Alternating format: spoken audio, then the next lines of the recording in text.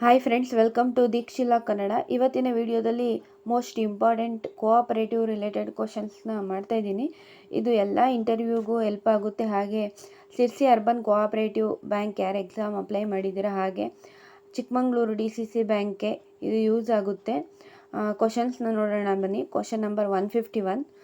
ಸಹಕಾರ ಚಳುವಳಿಯು ಮೊದಲು ಪ್ರಾರಂಭವಾದದ್ದು. Option A France, option B Spain, option C England, option D Germany. ಸರಿಯಾದ ಉತ್ತರ option C England. Question number 152. ಭಾರತದಲ್ಲಿ ಸಹಕಾರ ಸಂಘಗಳ ಕಾಯ್ದೆಯನ್ನು ಯಾವ ವರ್ಷದಲ್ಲಿ ಅಂಗೀಕರಿಸಲಾಯಿತು? Option A 1912, option B 1904, option C 1919, option D 1949. ಸರಿಯಾದ ಉತ್ತರ ಭಾರತದಲ್ಲಿ ಸಹಕಾರ ಸಂಘಗಳ ಕಾಯ್ದೆಯನ್ನು 1904ರಲ್ಲಿ ಅಂಗೀಕರಿಸಲಾಯಿತು. ಫಸ್ಟ್ ಬಂದಿದ್ದು ಸಹಕಾರ ಸಂಘಗಳ ಕಾಯ್ದೆ. Question number 153. ಸಹಕಾರ ಸಂಘದ ಸದಸ್ಯರು ಯಾವ ರೀತಿಯ ಹೊಣೆಗಾರಿಕೆಯನ್ನು ಹೊಂದಿರುತ್ತಾರೆ? ಆಪ್ಷನ್ ಎ ಅನಿಯಮಿತ ಹೊಣೆಗಾರಿಕೆ, ಆಪ್ಷನ್ ಬಿ ಸೀಮಿತ ಹೊಣೆಗಾರಿಕೆ, ಆಪ್ಷನ್ ಸಿ ಜಂಟಿ ಮತ್ತು ಹಲವಾರು ಹೊಣೆಗಾರಿಕೆ, ಆಪ್ಷನ್ ಡಿ ಜಂಟಿ ಹೊಣೆಗಾರಿಕೆ. ಸರಿಯಾದ ಉತ್ತರ ಆಪ್ಷನ್ ಬಿ ಸೀಮಿತ ಹೊಣೆಗಾರಿಕೆ. ಸಹಕಾರ ಸಂಘದ ಸದಸ್ಯರು ಯಾವಾಗಲೂ ಸೀಮಿತ ಹೊಣೆಗಾರಿಕೆಯನ್ನು ಹೊಂದಿರುತ್ತಾರೆ. Question number 154. ಬಂಡವಾಳಶಾಹಿ ಆರ್ಥಿಕತೆಯಲ್ಲಿ ಕಲ್ಯಾಣ ಅಂಶವಾಗಿ ಸಮನಾಗಿಸುವ ಪಾತ್ರವನ್ನು ಯಾವುದು ವಹಿಸುತ್ತದೆ? ಆಪ್ಷನ್ ಎ ಸಮಾಜವಾದ, option B trade unionism, option C ಜಂಟಿ ಸ್ಟಾಕ್ ಕಂಪನಿಗಳು, ಜಾಯಿಂಟ್ ಸ್ಟಾಕ್ ಕಂಪನಿಗಳು, ಆಪ್ಷನ್ ಡಿ ಸಹಕಾರ. ಬಂಡವಾಳಶಾಹಿ ಆರ್ಥಿಕತೆಯಲ್ಲಿ ಸಮನಾದ ಪಾತ್ರ ವಹಿಸೋದು ಸಹಕಾರ ಅನ್ನೋದು. ಸರಿಯಾದ ಉತ್ತರ ಆಪ್ಷನ್ ಡಿ ಸಹಕಾರ. Question number 155. ಭಾರತದಲ್ಲಿ ಸಹಕಾರ ಸಂಸ್ಥೆಗಳು ಯಾವ ರೀತಿಯ ಸಾಂಸ್ಥಿಕ ರಚನೆಯನ್ನು ಅನುಸರಿಸುತ್ತವೆ? ಆಪ್ಷನ್ ಎ ಕೇಂದ್ರೀಕೃತ ರಚನೆ, ಆಪ್ಷನ್ ಬಿ ವಿಕೇಂದ್ರೀಕೃತ ರಚನೆ, ಆಪ್ಷನ್ ಸಿ ಏಕೀಕೃತ ರಚನೆ, ಆಪ್ಷನ್ ಡಿ ಫೆಡರಲ್ ಸ್ಟ್ರಕ್ಚರ್. ಸರಿಯಾದ ಉತ್ತರ ಆಪ್ಷನ್ ಡಿ ಫೆಡರಲ್ ಸ್ಟ್ರಕ್ಚರ್. ಈ ಒಂದು ಕ್ವಶನ್ ಪೇಪರ್ನ ನನಗೆ ರಕ್ಷಿತ್ ಅನ್ನೋ ಸ್ಟೂಡೆಂಟು ಕಳಿಸಿದ್ರು. ಥ್ಯಾಂಕ್ ಯು ಅವ್ರಿಗೆ. ಯಾಕಂದರೆ ನಿಮ್ಮ ಹತ್ರ ಇರೋ ಕ್ವಶನ್ಸ್ ಪೇಪರ್ ಕಳಿಸಿದ್ರೆ ಬೇರೆ ಒಂದು ಸ್ಟೂಡೆಂಟ್ಸ್ಗಳಿಗೂ ಯೂಸ್ ಆಗುತ್ತೆ. ಅದಕ್ಕೋಸ್ಕರ ನಿಮ್ಮ ಹತ್ರ ಯಾವುದಾದ್ರೂ ಓಲ್ಡ್ ಕ್ವಶನ್ಸ್ ಪೇಪರ್ ಇದ್ದರೆ ಸೆಂಡ್ ಮಾಡಿ. ಇದು ಬೇರೆಯವ್ರಿಗೂ ಯೂಸ್ ಆಗುತ್ತೆ, ಎಕ್ಸಾಮ್ಸ್ನ ಕಟ್ಟಿರೋರಿಗೆ. ಬಿಕಾಸ್ ಅವರಿಗೆ ಓದ್ಕೊಳ್ಳೋಕ್ಕೆ ಒಂದು ಮೆಟೀರಿಯಲ್ಸ್ನ ಸರ್ಚ್ ಮಾಡ್ತಿರ್ತಾರೆ, ಬಟ್ ಅವ್ರಿಗೆ ಒಂದು ಒಳ್ಳೆ ಮೆಟೀರಿಯಲ್ ಸಿಗಲ್ಲ. ಹಾಗಾಗಿ ನಿಮ್ಮ ಹತ್ರ ಇರೋ ಕ್ವಶನ್ಸ್ ಪೇಪರ್ನ ನೀವು ಶೇರ್ ಮಾಡಿದರೆ ಅವರಿಗೂ ಬೇರೆ ಸ್ಟೂಡೆಂಟ್ಸ್ಗೂ ಯೂಸ್ ಆಗುತ್ತೆ. ಹಾಗಾಗಿ ಥ್ಯಾಂಕ್ ಯು ರಕ್ಷಿತ್ ಅವರೇ ಕ್ವಶನ್ ಪೇಪರ್ನ ಸೆಂಡ್ ಮಾಡಿದ್ದಕ್ಕೆ. Question number 156. ಅಪೆಕ್ಸ್ ಸೊಸೈಟಿ ಯಾವ ಮಟ್ಟದಲ್ಲಿ ಪ್ರತಿನಿಧಿಸುತ್ತದೆ? ಆಪ್ಷನ್ ಎ ಗ್ರಾಮ ಮಟ್ಟ, ಆಪ್ಷನ್ ಬಿ ಜಿಲ್ಲಾ ಮಟ್ಟ, ಆಪ್ಷನ್ ಸಿ ರಾಜ್ಯ ಮಟ್ಟ, ಆಪ್ಷನ್ ಡಿ ರಾಷ್ಟ್ರೀಯ ಮಟ್ಟ. ಸರಿಯಾದ ಉತ್ತರ ಆಪ್ಷನ್ ಸಿ ರಾಜ್ಯ ಮಟ್ಟ. Question number 157. ಡ್ಯಾಶ್ ಮಾನವರ ಸ್ವಯಂ ಪ್ರೇರಿತ ಮತ್ತು ಪ್ರಜಾಸತ್ತಾತ್ಮಕ ಸಂಘವು ಉತ್ಪಾದಕರು ಮತ್ತು ಗ್ರಾಹಕರಂತೆ ಅವರ ಸಾಮಾನ್ಯ ಹಿತಾಸಕ್ತಿಗಳ ಪ್ರಚಾರಕ್ಕಾಗಿ ನಿಯಂತ್ರಣ, ಅವಕಾಶ, ವಿತರಣೆ ಮತ್ತು ಪರಸ್ಪರತೆಯ ಸಮಾನತೆಯನ್ನು ಆಧರಿಸಿದೆಯೇ? ಆಪ್ಷನ್ ಎ ಸಂಸ್ಥೆ, option B company, option C ಸಹಕಾರ, ಆಪ್ಷನ್ ಡಿ ಲಾಭರಹಿತ ಸಂಸ್ಥೆ. ಸರಿಯಾದ ಉತ್ತರ ಸಹಕಾರ ಅನ್ನೋದು ಒಂದು ಸ್ವಯಂ ಪ್ರೇರಿತ ಮತ್ತು ಉತ್ಪಾದಕತೆ ಇದರೆಲ್ಲದರಲ್ಲೂ ಒಳಗೊಂಡಿರುತ್ತೆ. ನಿಯಂತ್ರಣನೂ ಇರುತ್ತೆ, ಅವಕಾಶನೂ ಸಿಗುತ್ತೆ, ಪರಸ್ಪರ ಸಮಾನತೆಯೂ ಕೂಡ ಹೊಂದಿರುತ್ತೆ ಸಹಕಾರದಲ್ಲಿ ಮಾತ್ರ. ಆದ್ದರಿಂದ ಕ್ವಶನ್ ನಂಬರ್ 157ಗೆ ಸರಿಯಾದ ಉತ್ತರ option C cooperative. Question number 158. ಪದ ಡ್ಯಾಶ್ ಎಂದರೆ ಅಕ್ಷರಶಃ ಒಟ್ಟಿಗೆ ಕೆಲಸ ಮಾಡುವುದು ಅಥವಾ ಒಟ್ಟಿಗೆ ಕೆಲಸ ಮಾಡುವುದು. ಆಪ್ಷನ್ ಎ ಸಂಸ್ಥೆ, option B company, option B ಸಹಕಾರ, ಆಪ್ಷನ್ ಡಿ ಅಸೋಸಿಯೇಷನ್. ಒಟ್ಟಿಗೆ ಕೆಲಸ ಮಾಡುವುದು ಅನ್ನೋದು ಬರೋದು ಕೋಆಪರೇಟಿವಲ್ಲಿ ಮಾತ್ರ. ಅಂದರೆ ಸಹಕಾರದಲ್ಲೇ ಹೆಚ್ಚು ಒಟ್ಟಿಗೆ, ಅಂದರೆ ಎಲ್ಲರೂ ತನಗಾಗಿ ಎಲ್ಲರೂ ಎಲ್ಲರಿಗೂ ತಾನು ಅನ್ನೋದು ಸಹಕಾರದಲ್ಲಿ ಮಾತ್ರ. ಹಾಗಾಗಿ ಸರಿಯಾದ ಉತ್ತರ ಆಪ್ಷನ್ ಸಿ. Question number 159.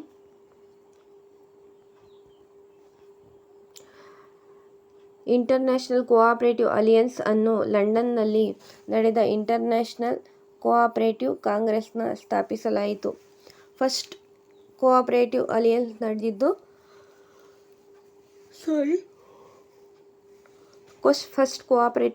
ನಡೆದಿದ್ದು ಲಂಡನ್ನಲ್ಲಿ.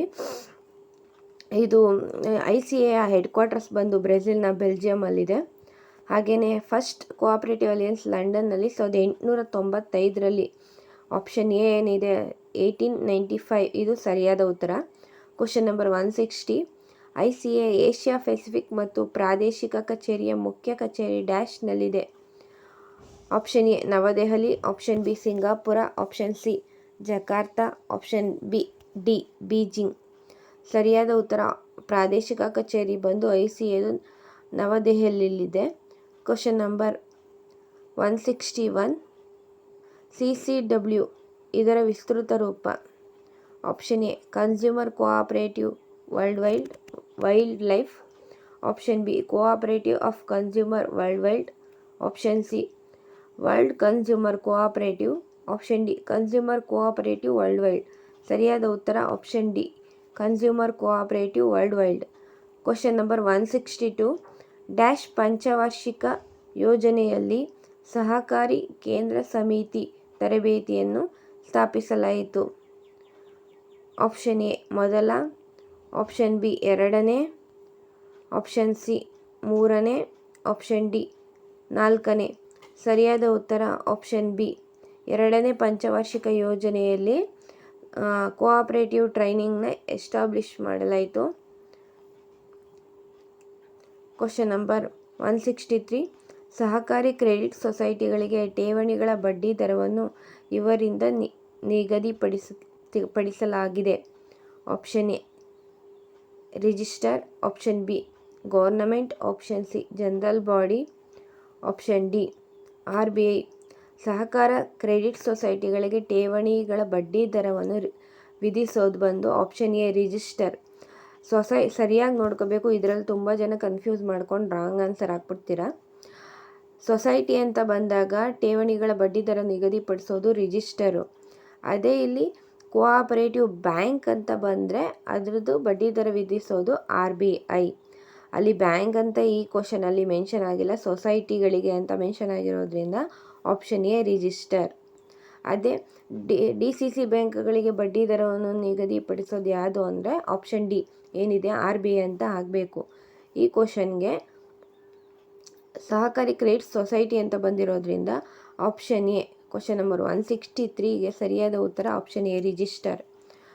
Question number 164. 1970ರಲ್ಲಿ ರಿಸರ್ವ್ ಬ್ಯಾಂಕ್ ಆಫ್ ಇಂಡಿಯಾವು ಗ್ರಾಮೀಣ ಸಾಲ ವ್ಯವಸ್ಥೆ ಪರಿಶೀಲನೆಗಾಗಿ ಡ್ಯಾಶ್ ಅನ್ನು ಪ್ರಾರಂಭಿಸಲಾಯಿತು. Option A all India rural credit review committee, option B ರಾಷ್ಟ್ರೀಯ ಸಹಕಾರ ಅಭಿವೃದ್ಧಿ ನಿಗಮ, ಆಪ್ಷನ್ ಸಿ ಗ್ರಾಮೀಣ ಸಾಲ ಸಮೀಕ್ಷೆಯ ನಿರ್ದೇಶನ ಸಮಿತಿ, ಆಪ್ಷನ್ ಡಿ ಮೇಲಿನ ಎಲ್ಲವೂ. ಸರಿಯಾದ ಉತ್ತರ ಆಪ್ಷನ್ ಎ ಅಖಿಲ ಭಾರತ ಗ್ರಾಮೀಣ ಸಾಲ ಪರಿಶೀಲನಾ ಸಮಿತಿ ಅಂದರೆ all India rural credit review committee. ಈ ರಿಸರ್ವ್ ಬ್ಯಾಂಕು ಸಾಲ ಏನು ಪರಿಶೀಲನೆ ಹೇಗೆ ಸಾಲ ಎಷ್ಟು ಕೊಡಬೇಕು, ಯಾವ ರೀತಿ ಸಾಲ ಎಷ್ಟು, ಯಾವ ವಿಧವಾದ ದೀರ್ಘಾವಧಿ ಕೊಡಬೇಕು, ಅಲ್ಪಾವಧಿ, ಈ ಎಲ್ಲ ಒಂದು ಐಡಿಯಾನ ತಿಳ್ಕೊಳ್ಳೋಕ್ಕೋಸ್ಕರ ಒಂದು ಕಮಿಟಿನ ಸ್ಥಾಪನೆ ಮಾಡುತ್ತೆ. ಅದರ ಅಧ್ಯಕ್ಷರು ಬಂದು ವೆಂಕಟಪ್ಪಯ್ಯ ಅವರು, ಈ all India rural credit review committee ಅಧ್ಯಕ್ಷರು. ಈ ಒಂದು ಕಮಿಟಿ ಸ್ಥಾಪನೆಯಾಗಿದ್ದು 1966ರಲ್ಲಿ ಕಮಿಟಿ ಸ್ಥಾಪನೆಯಾಗುತ್ತೆ. 1966ರಿಂದ 69ರಿಂದ 70ರವರೆಗೂ 1969ರಿಂದ 70ಲಿ ಇದು all India rural review committee ಒಂದು ರಿಪೋರ್ಟ್ನ RBIಗೆ ಕೊಡುತ್ತೆ. 1969 to 70 ಅಂಡರಲ್ಲಿ ಸ್ಥಾಪನೆಯಾಗಿದ್ದು ಬಂದು all India rural credit review committee ಬಂದು 1966ರಲ್ಲಿ ವೆಂಕಟಪ್ಪಯ್ಯ ಅವರು ಈ ಒಂದು ಸಮಿತಿಯ ಅಧ್ಯಕ್ಷರಾಗಿರ್ತಾರೆ. Question number 165. 1981ರಲ್ಲಿ ಕೃಷಿ ಮತ್ತು ಗ್ರಾಮೀಣ ಅಭಿವೃದ್ಧಿಗಾಗಿ ಸಾಂಸ್ಥಿಕ ಸಾಲ ವ್ಯವಸ್ಥೆಯನ್ನು ಪರಿಶೀಲಿಸಲು ಡ್ಯಾಶ್ ಸಮಿತಿಯು ನಬಾರ್ಡ್ ಸ್ಥಾಪನೆಗೆ ಶಿಫಾರಸು ಮಾಡಿತು. Option A Sivaraman, option B sir Maclagan, option C Khusro, option D Brahm Prakash. ಸರಿಯಾದ ಉತ್ತರ option A B Sivaraman committee. ಇದು ಒಂದು ನಬಾರ್ಡ್ ಆ್ಯಕ್ಟ್ ಬಂದಿದ್ದು 1981ರಲ್ಲಿ, ಬಟ್ ನಬಾರ್ಡ್ ಸ್ಥಾಪನೆಯಾಗಿದ್ದು ಜುಲೈ 12, 1982 ಅದರಲ್ಲಿ ಸ್ಥಾಪನೆಯಾಗುತ್ತೆ. ಇದು national bank for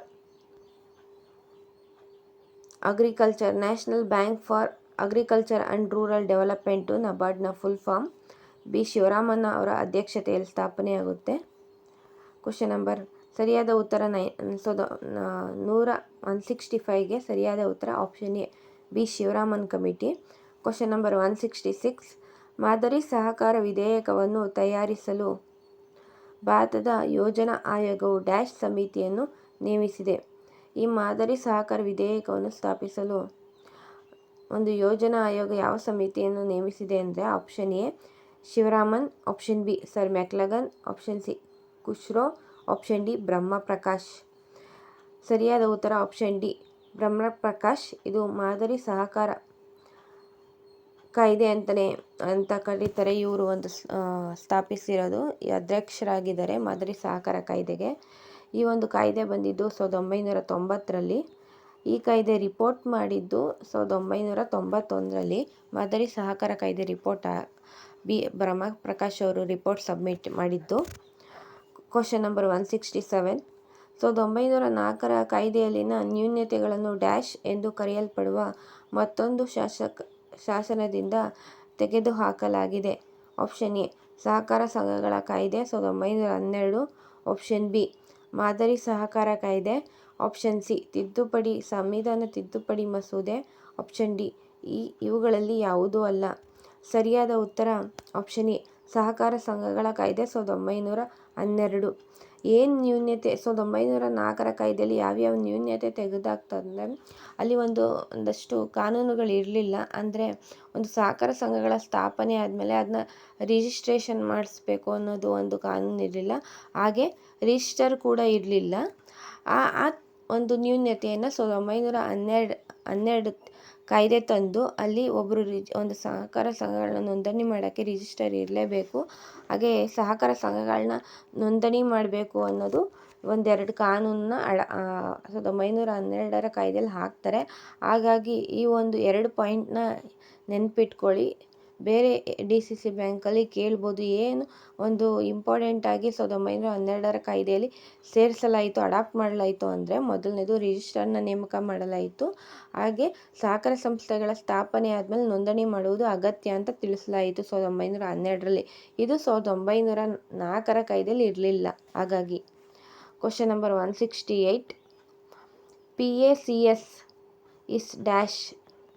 option A ಪ್ರಾಥಮಿಕ ಕೃಷಿ ಪತ್ತಿನ ಸಹಕಾರ ಸಂಘ, ಆಪ್ಷನ್ ಬಿ ಕ್ರೆಡಿಟ್ ಸೊಸೈಟಿಗಳ ಪ್ರಾಥಮಿಕ ಸಂಘ, ಆಪ್ಷನ್ ಸಿ ಪ್ರಾಥಮಿಕ ಕೃಷಿ ಸಾಲ ಸೊಸೈಟಿ, ಆಪ್ಷನ್ ಡಿ ಕ್ರೆಡಿಟ್ ಸೊಸೈಟಿಗಳ ಪ್ರಾಥಮಿಕ ಸಂಘ. ಸರಿಯಾದ ಉತ್ತರ ಆಪ್ಷನ್ ಸಿ ಪ್ರಾಥಮಿಕ ಕೃಷಿ ಸಾಲ ಸೊಸೈಟಿ ಅಥವಾ primary agriculture credit society. Question number 169 urban credit ಕೋಆಪರೇಟಿವ್ಗಳನ್ನು ಡ್ಯಾಶ್ ಎಂದು ಕರೆಯುತ್ತಾರೆ. ಆಪ್ಷನ್ ಎ ರಾಷ್ಟ್ರೀಯ ಬ್ಯಾಂಕುಗಳು, ಆಪ್ಷನ್ ಬಿ ನಗರ ಸಹಕಾರಿ ಬ್ಯಾಂಕುಗಳು, ಆಪ್ಷನ್ ಸಿ ಸಹಕಾರಿ ಬ್ಯಾಂಕುಗಳು, ಆಪ್ಷನ್ ಡಿ ಮೇಲಿನ ಯಾವುದೂ ಅಲ್ಲ. ಅರ್ಬನ್ ಕ್ರೆಡಿಟ್ ಕೋಆಪರೇಟಿವ್ ಸೊಸೈಟಿನ ಅರ್ಬನ್ ಕೋಆಪರೇಟಿವ್ ಬ್ಯಾಂಕ್ಸ್ ಅಂತ ಕರೀತಾರೆ. ಸರಿಯಾದ ಉತ್ತರ ಆಪ್ಷನ್ ಬಿ.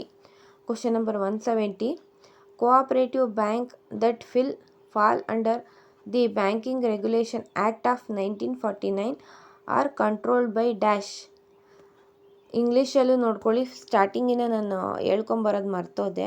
ಬಟ್ ನಿಮ್ಗೆ ಕನ್ನಡದಲ್ಲಿ ಕ್ವಶನ್ ಅರ್ಥ ಆಗಿಲ್ಲ ಅಂದರೆ ಇಂಗ್ಲೀಷಲ್ಲಿ ಕ್ವಶನ್ ಅರ್ಥ ಆಗುತ್ತೆ. ಆದ್ದರಿಂದ ಎರಡರಲ್ಲೂ ನೋಡ್ಕೊಳ್ಳಿ ಅರ್ಥ ಆಗಿಲ್ಲ ಅಂದರೆ.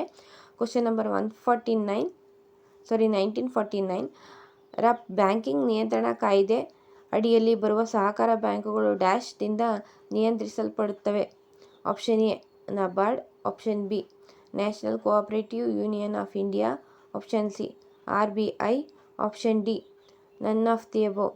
ಈ 1949 ಬ್ಯಾಂಕಿಂಗ್ ರೆಗ್ಯುಲೇಷನ್ ಆ್ಯಕ್ಟ್ನಿಂದ ಸಹಕಾರ ಬ್ಯಾಂಕುಗಳು ಏನಿದೆ ಅದು RBIನಿಂದ ನಿಯಂತ್ರಿಸಲ್ಪಡುತ್ತವೆ.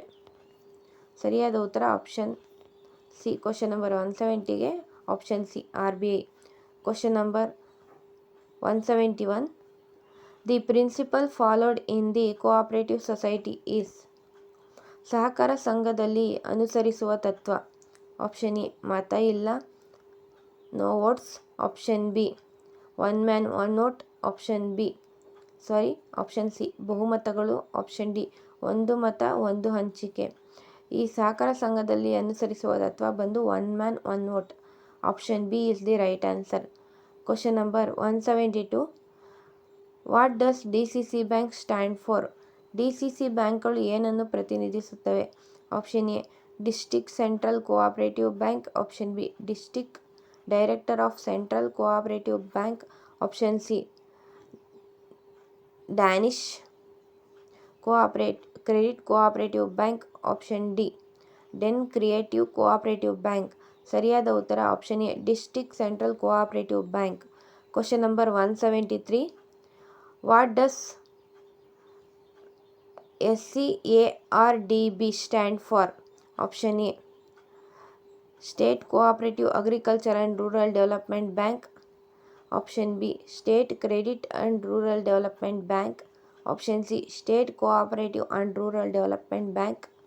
ಆಪ್ಷನ್ ಡಿ ಸ್ಟೇಟ್ ಕ್ರೆಡಿಟ್ ಮತ್ತು ರೂರಲ್ ಡೇಟಾ ಬ್ಯಾಂಕ್. ಸರಿಯಾದ ಉತ್ತರ option A state cooperative agriculture and rural development bank. Most ಇಂಪಾರ್ಟೆಂಟಾಗಿ ಸಕಾರ್ಡ್ ಮತ್ತು ಪಿಕಾರ್ಡ್ದು ಫುಲ್ ಫಾರ್ಮ್ ಕೇಳ್ತಾರೆ, ಹಾಗಾಗಿ ಇದೆರಡು ನೋಡ್ಕೊಳ್ಳಿ. ಪಿಕಾರ್ಡು ಕೂಡ ನೋಡ್ಕೊಳ್ಳಿ. PCARD primary cooperative agriculture and rural development bank, ಪಿಕಾರ್ಡ್ದು full form. Question number 174. The first marketing cooperative was organised at dash in the former Bombay province in 1915. Sorry 1915ರಲ್ಲಿ ಇಂದಿನ ಬಾಂಬೆ ಪ್ರಾಂತ್ಯದ ಡ್ಯಾಶ್ ಯಲ್ಲಿ ಮೊದಲ ಮಾರ್ಕೆಟಿಂಗ್ ಸಂಘವನ್ನು ಪ್ರಾರಂಭಿಸಲಾಯಿತು. Option A Thane. Option B Pune. Option C Kalyan. Option D Hubballi. ಸರಿಯಾದ ಉತ್ತರ option D Hubballi. Question number 175. The national cooperative consumer federation was established during the dash plan. ರಾಷ್ಟ್ರೀಯ ಸಹಕಾರ ಗ್ರಾಹಕರ ಒಕ್ಕೂಟವನ್ನು ಯೋಜನೆಯ ಡ್ಯಾಶ್ ಅವಧಿಯಲ್ಲಿ ಸ್ಥಾಪಿಸಲಾಯಿತು. ಇದು ನೋಡಿ, ನ್ಯಾಷನಲ್ ಕೋಆಪರೇಟಿವ್ ಕನ್ಸ್ಯೂಮರ್ ಫೆಡರೇಷನ್ ಈ ರೀತಿ ಕ್ವಶನ್ನ ಕೇಳ್ತಾರೆ. ಪಂಚವಾರ್ಷಿಕ ಯೋಜನೆ ರಿಲೇಟೆಡ್ ನೋಡ್ಕೊಳ್ಳಿ, ಯಾಕಂದರೆ ಇಂಟರ್ವ್ಯೂವಲ್ಲೂ ಜಾಸ್ತಿ ಇದೇ ರೀತಿ ಕೇಳೋದು. ಈಗ ಯಾವುದಪ್ಪ ನಫೆಡ್ ಯಾವ ಪಂಚವಾರ್ಷಿಕ ಯೋಜನೆ ಅಡಿಯಲ್ಲಿ ಸ್ಥಾಪಿಸಲಾಯಿತು, ಈ ರೀತಿ ಎಲ್ಲ ಕೇಳ್ತಾರೆ. ಹಾಗಾಗಿ ಪಂಚವಾರ್ಷಿಕ ಯೋಜನೆ ರಿಲೇಟೆಡ್ ಕೋಆಪರೇಟಿವಲ್ಲಿ ಏನು ಬರುತ್ತೆ ಅನ್ನೋದನ್ನು ನೋಡ್ಕೊಳ್ಳೋದು ತುಂಬ ಇಂಪಾರ್ಟೆಂಟ್ ಆಗುತ್ತೆ. Option A first 5 year. Option B second 5 year. Option C third 5 year. Option D fourth 5 year. ರಾಷ್ಟ್ರೀಯ ಸಹಕಾರ ಸಂಘದ ಒಕ್ಕೂಟ ಡ್ಯಾಶ್ ಅವಧಿಯಲ್ಲಿ ಸ್ಥಾಪಿಸಲಾಯಿತು ಅಂದರೆ ಈ ಒಕ್ಕೂಟ ಬಂದು ಆಪ್ಷನ್ ಡಿ ಫೋರ್ತ್ 5 year ಪ್ಲ್ಯಾನಲ್ಲಿ ಸ್ಥಾಪನೆ ಆಯಿತು. Question number 176. Cooperative bank regulated by the reserve bank of India under which act? ಸಹಕಾರಿ ಬ್ಯಾಂಕುಗಳನ್ನು ಭಾರತೀಯ ರಿಸರ್ವ್ ಬ್ಯಾಂಕ್ ಯಾವ ಕಾಯಿದೆಯ ಅಡಿಯಲ್ಲಿ ನಿಯಂತ್ರಿಸುತ್ತದೆ? Option A banking regulation act 1949. Option B banking law act 1965. Option C negotiable instrument act 1881. Option D both A and B. ಸರಿಯಾದ ಉತ್ತರ ಸಹಕಾರ ಬ್ಯಾಂಕುಗಳನ್ನು banking law application to the cooperative society act 1965 ಏನಿದೆ, option B ಏನಿದೆ, ಈ ಒಂದು ಅಡಿಯಲ್ಲಿ ಸಹಕಾರ ಬ್ಯಾಂಕುಗಳನ್ನು ಭಾರತೀಯ ರಿಸರ್ವ್ ಬ್ಯಾಂಕ್ ನಿಯಂತ್ರಿಸುತ್ತದೆ. ಇದರಲ್ಲೂ ನಿಯಂತ್ರಿಸುತ್ತದೆ ಮತ್ತು ಬ್ಯಾಂಕಿಂಗ್ ರೆಗ್ಯುಲೇಷನ್ ಆ್ಯಕ್ಟ್ 1949 ಏನಿದೆ ಅದು ಬರುತ್ತೆ. ಆದ್ದರಿಂದ ಸರಿಯಾದ ಉತ್ತರ option D both A and B ಏನಿದೆ ಅದೆರಡೂ ಕೂಡ ಅಪ್ಲಿಕೇಬಲ್ ಆಗುತ್ತೆ. ಆದ್ದರಿಂದ ಸರಿಯಾದ ಉತ್ತರ option D. Question number 177. Cooperative banks which work at A metropolitan level called as?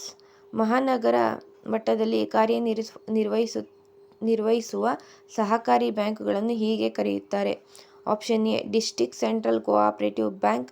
Option B state cooperative bank. Option C primary urban cooperative bank.